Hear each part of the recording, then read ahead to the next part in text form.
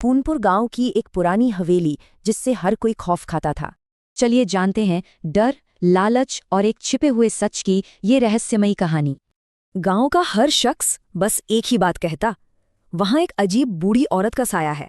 फिर गांव में 4 नए लोग आए। उन्होंने कहा कि यह हवेली उनकी है और वो इसे बेचना चाहते हैं।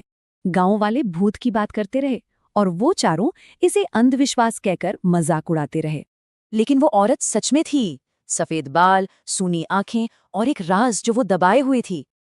और जैसे ही उन्होंने खजाना शब्द सुना, बस उनकी आंखों में लालच चमक उठा।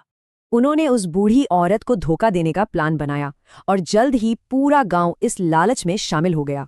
घंटों तक हवेली छान मारने के बाद मलबे के नीचे उन्हें एक छिपा हुआ तहखाना मिला।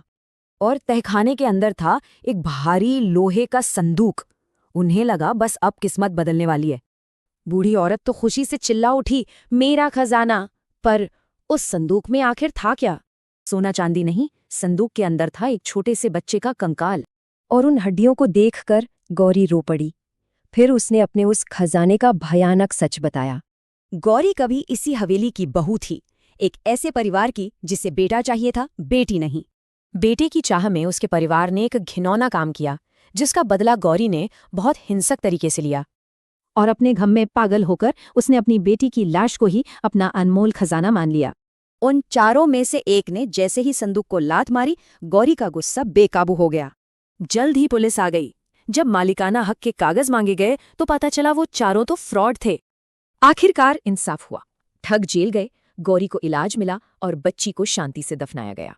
लेकिन हवेली की कहानी यहीं खत्म नहीं हुई। गांव वालों ने उस खौफ की जगह को एक नई उम्मीद दी। वो हवेली अब लड़कियों का स्कूल है, जिसका नाम गौरी और उसकी बेटी की याद में रखा गया।